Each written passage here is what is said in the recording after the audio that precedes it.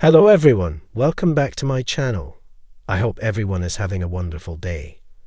The Chase, Issa Schultz's rise to stardom, and the ITV dream. The bright studio lights shone down on Issa Schultz as he adjusted his suit and straightened his tie.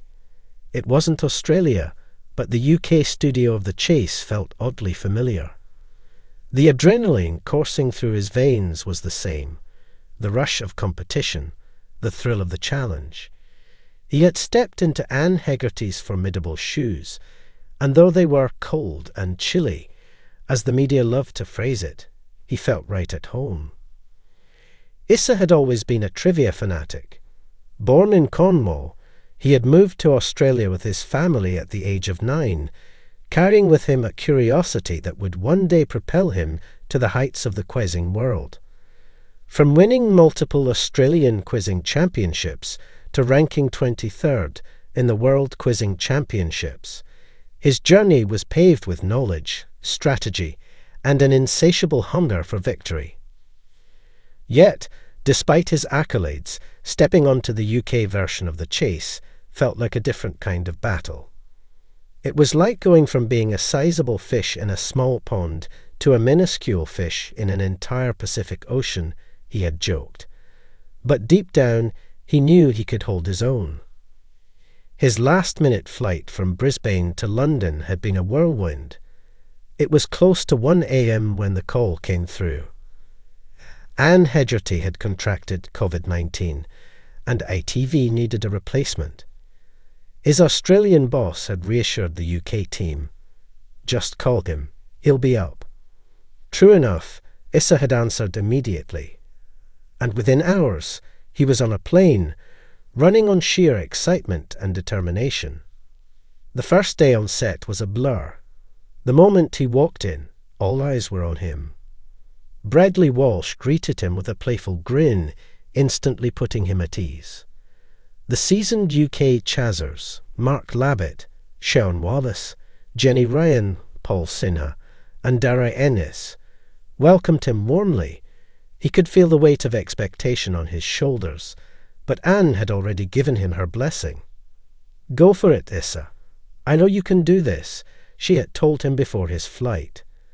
That encouragement meant the world. As the cameras rolled, Issa transformed into the supernerd, the persona he had perfected over years of competing in the Australian edition. His sharp mind darted through questions, his responses quick and precise. Contestants eyed him warily, unsure of what to expect from this new face. The episode was a hit, and social media buzzed with praise for the newest chaser on UK soil. His inbox flooded with messages, not just from trivia enthusiasts, but from admirers. Female fans had taken a keen interest, sending him flirtatious messages and even direct dating offers. He found it amusing but humbling. Despite the attention, Issa remained single, focusing on his career rather than romance. In interviews following his UK debut, Issa openly shared his aspirations. "I'd love to explore that Bradley bond," he told RadioTimes.com, referring to the unique relationship each chaser develops with host Bradley Walsh. "He has a different dynamic with every chaser, and I would love to build my own." But beyond the camaraderie, Issa had his eyes on something bigger, becoming a permanent member of the UK Chase team. He saw himself bringing a fresh perspective, a different style of play, and perhaps even a new challenge for contestants. "Even though I was born here, I haven't lived in the UK for over 25 years, he mused. So there's that angle of, well, he might be good at Aussie stuff, but do the contestants have the advantage here? It's an interesting dynamic. His UK debut had been a resounding success, but the journey was far from over. He knew he had to prove himself to keep up with the fiercely competitive chasers who dominated British television. Paul Sinha was one of the best, and while Issa admitted that Paul was usually stronger, he cheekily warned Anne Hegarty that he was creeping up on her in the world rankings. She ought to stay on her toes, he laughed.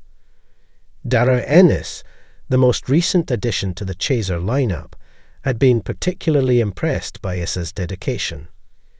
He was straight into production the moment he arrived, Dara recalled. I was still having breakfast. As Issa walked off set after his first UK appearance, he took a deep breath. He had conquered this challenge, but his journey wasn't over. With the support of his fellow Chasers and a growing UK fan base, he hoped to turn this opportunity into something permanent. For now, he was content knowing he had made his mark. The UK had met the super nerd, and he wasn't going anywhere anytime soon.